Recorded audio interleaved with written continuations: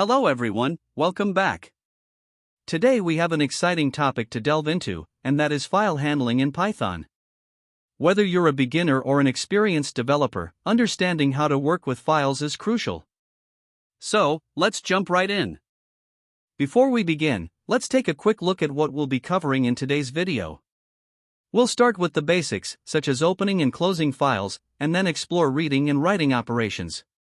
Finally, we'll touch on some advanced topics like file modes and error handling. So, make sure to stick around until the end.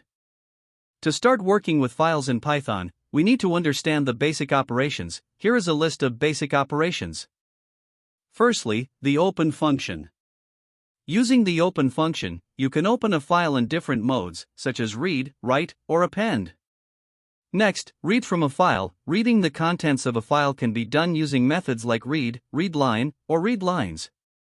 Next, write to a file. To write data to a file, you can use the write method. Next, append to a file. If you want to add content to an existing file without overwriting it, use the append mode. Next, close a file. Always close a file after performing operations to free up system resources.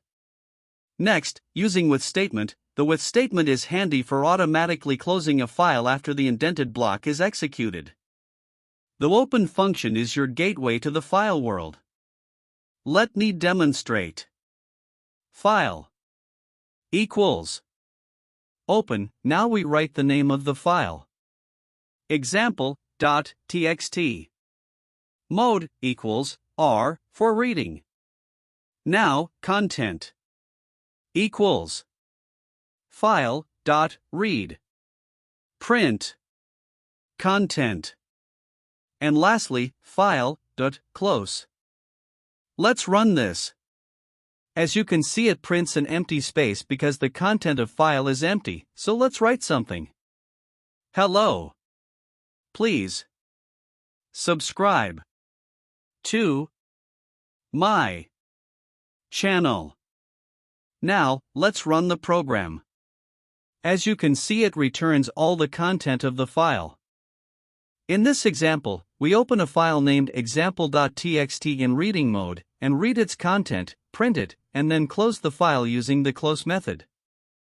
It's important to close files to free up system resources. Now that we've got the basics down, let's explore reading and writing operations.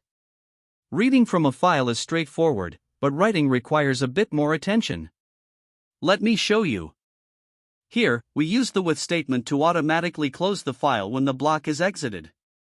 We read from example.txt and print its content. Now, we will create a new text file in writing mode and write a simple message to it. With open. Write the name of file, let's say output.txt. Mode will be W for writing. As file2. File2. Dot. Write. Please like this video. Let's run this. As you can see, it created a new text file named output and wrote the message.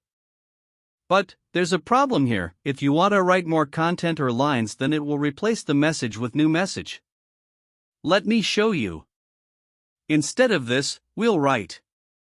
This is a simple text. If we run this and go to the file, you'll see that it replaced the old message with new message. In this case, we'll use append method, so instead of W, just write A for append.